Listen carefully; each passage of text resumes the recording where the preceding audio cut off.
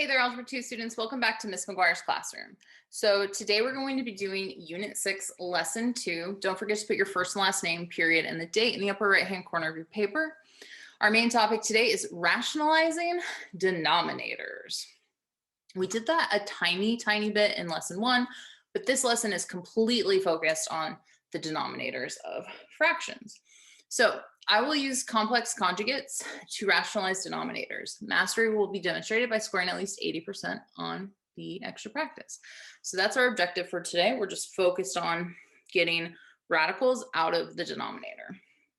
So when I tell you to rationalize a denominator, so for our direction, sorry, I should have gone over that. We need to rationalize the denominator and write each expression in simplest form. So what I mean by that is, for this fraction here, we have 5 over root x. And the problem is that there is the square root of x in the denominator. So what we don't want is a radical in a denominator. So we never want to leave a radical in a denominator.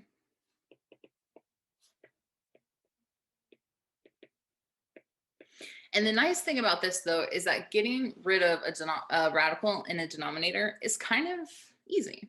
All we have to do is this. So take 5 over the square root of x and multiply it by that radical that's in the denominator. So we're going to multiply it by the square root of x, but what we do to the bottom, we have to do to the top of the fraction. Or what we do to the denominator, we have to do to the numerator. Because isn't root x over root x really just 1? So what we're really doing is multiplying the fraction by 1. So let's do this. 5 times the square root of x is 5 root x. Root x times root x is the square root of x times x. And what we've done is now we have a group of 2 x's under our radical. We have a pair of x's. We can bring that x out in front of the radical. So when I do that, I get 5 root x over, and then I bring the x out. And technically what's left under the radical is the square root of 1. There's technically a 1 there, but what is the square root of 1? The square root of 1 is just 1, and 1 times x is just x.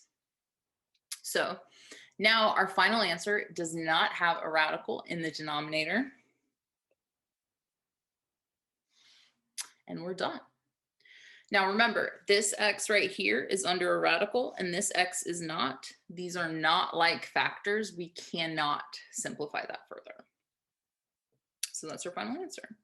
All right, why don't you go ahead and give the square root of 3y over the square root of 2 a shot on your own. Rationalize that denominator. Here's a hint. Multiply the numerator and the denominator by the square root of 2. Go for it.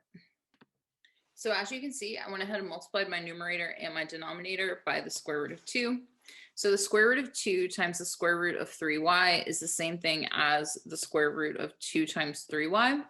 And I just wrote 2 times 3 as 6 and put 6y here. So that way I wouldn't have to write that extra step.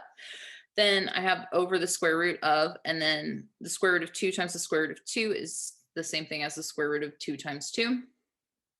And that is simplifies to 2, since there's a group of 2 2's, and we can bring that up in front of the radical, leaving nothing left in the radical. So our radical is simplified, it's gone. My final answer then is the square root of 6y, all divided by 2. All right, part C. So for part C, there are a couple ways we can work with this.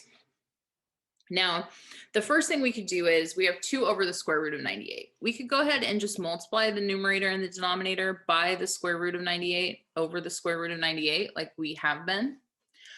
Or we can try to simplify the square root of 98 and then multiply by that simplified radical. So I'm actually going to show you that way, but either way will work. You're going to end up simplifying it anyway, and you should get the same answer as me. I'm going to show you what to do with a simplified radical, at least as simplified as it can get. So 2 over the square root of 98, well, 98 divided by 2 is 49. And then we can break 49 down to 7 times 7. Well, I've got a group of two sevens, so I can bring a 7 out in front of that radical. I'm going to draw a line, bring my work up to here. I've got 2 over the square, or sorry, 7 times the square root, and 2 is still under the radical. So now the only thing that we have to multiply the numerator and the denominator by is the square root of 2, because the square root of 2 is the only radical in the denominator. The 7 can be in the denominator. It's an integer, totally allowed to be in a denominator. But the radical 2 is not. So we need to go ahead and multiply the numerator and the denominator by radical 2 over radical 2. And what we end up with is 2 times root 2, or 2 root 2, all over 7 times root 2 times 2. Well, there's a group of 2 2's. I can bring that out in front of my radical. So I have 2 root 2 over 7 times 2. Now I could go ahead and multiply 7 by 2. And what I get is 2 root 2 over 14. But we can reduce this. So I could have gone ahead and just said, well, 2 divided by 2 is technically 1, and just reduced it there.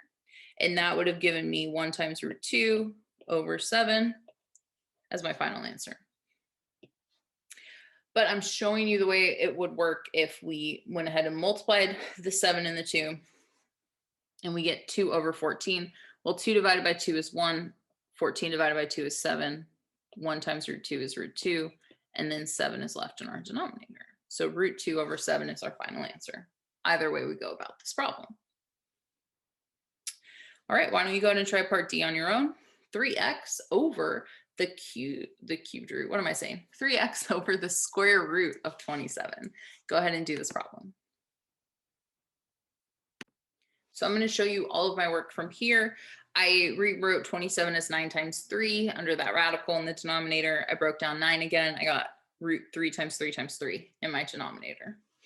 So I can actually bring out the 3 out in front of the radical. So I have 3 root 3.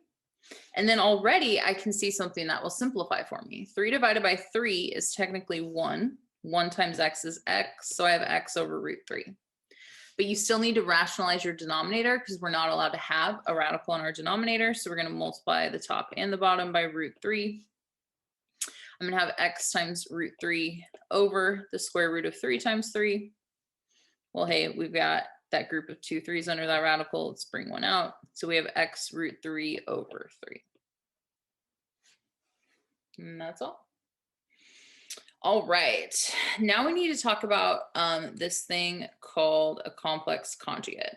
And I just realized that there is a very silly typo on these notes. I'll fix it for you guys so the PDF you print out and use will be correct, but this is supposed to be a plus the square root of b. McGuire, you got to proofread. A plus the square root of b, and then a minus the square root of b. Now, a plus bi and a minus bi were our complex numbers that had the imaginary number involved, but for these complex numbers, we have a radical. So a plus the square root of b and a minus the square root of b are what we're looking at. So a plus the square root of b's conjugate, complex conjugate, is a minus the square root of b. So all I did there was a plus the square root of b pairs with a minus the square root of b. So what will the complex conjugate of a minus the square root of b be? It'll be a plus the square root of b. So the opposite signs pair with each other. The a's stayed the same, the roots stayed the same. These are complex numbers, and the one with the opposite sign is its conjugate. All right, so what we're going to do in example 2 here is we are going to rationalize the denominator using a complex conjugate.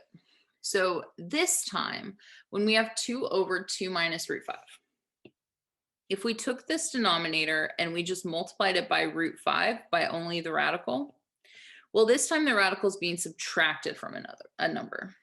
So this time we would have to distribute that root 5 to the 2 and the negative root 5.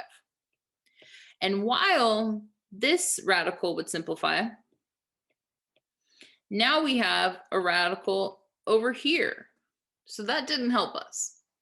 So instead of multiplying by only the radical, we're going to multiply the numerator and the denominator by the denominator's complex conjugate.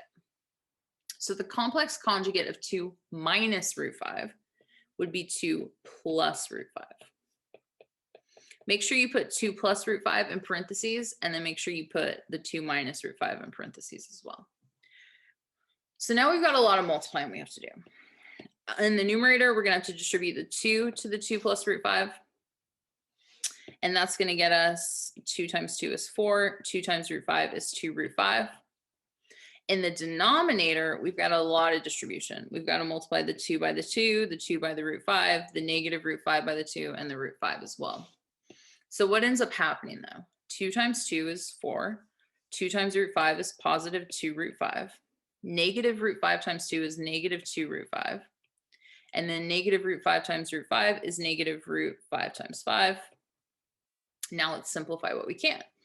Well, we have 4 plus 2 root 5 stays the same up top.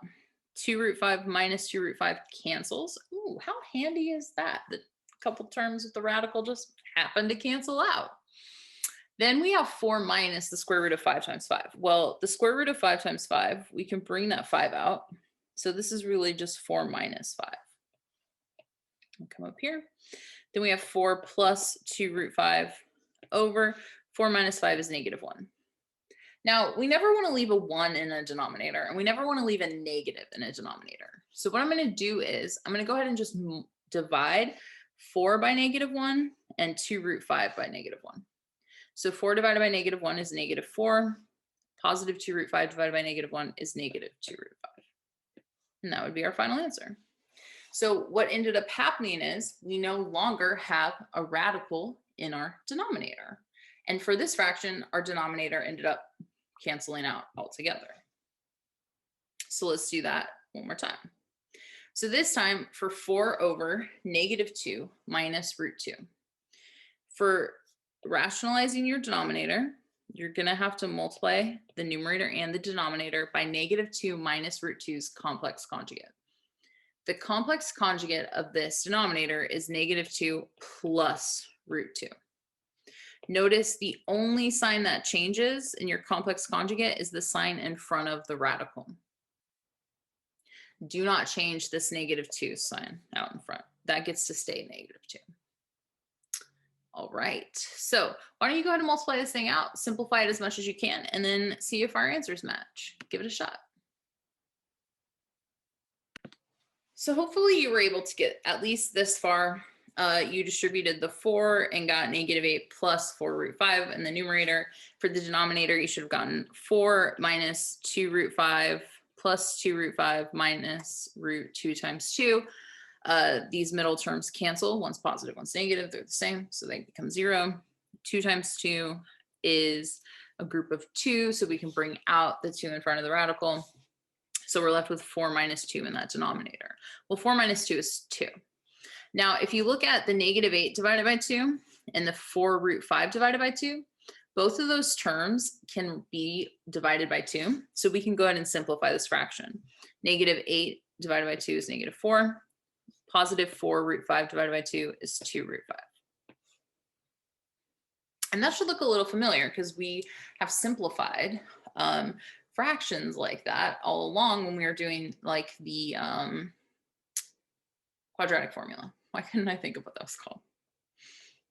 Okay, so 3x over 3 plus 2 root 3. This one's just a little more complicated.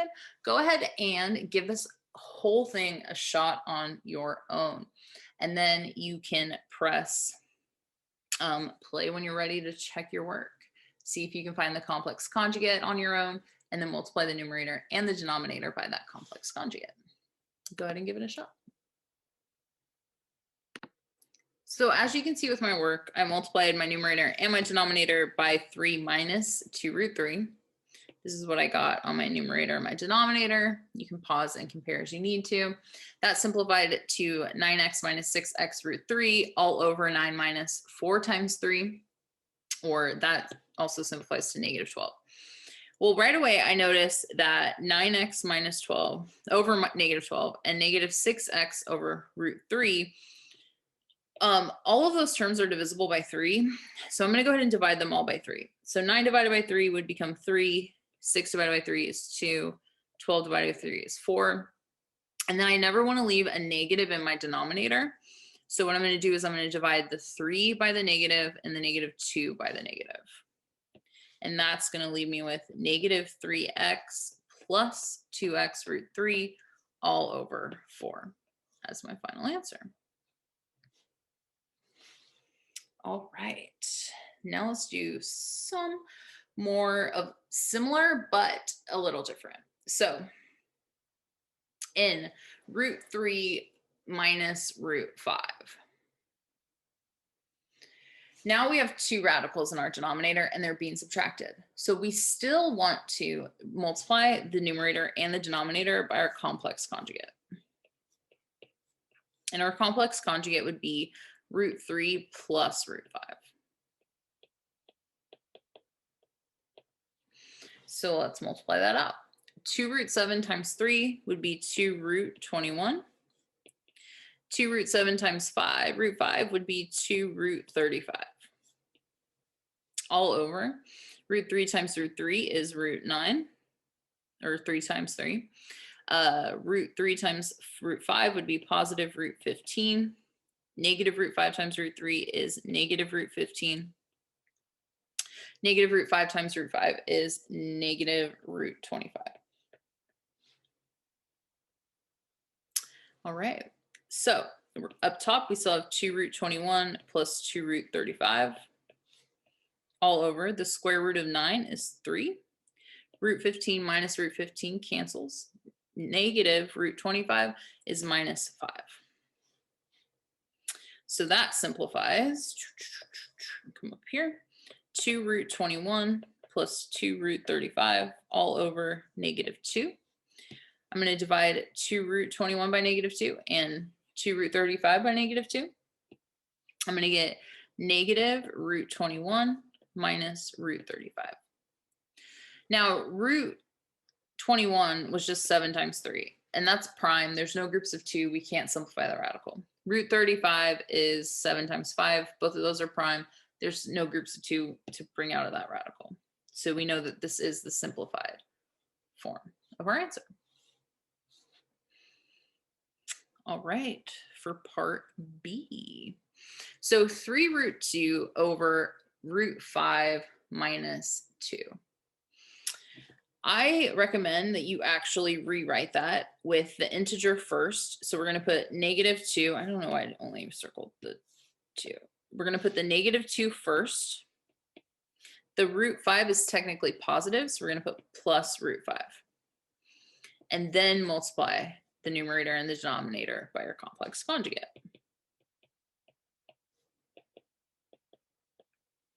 All right, you should be able to do that on your own. Go ahead and give it a shot.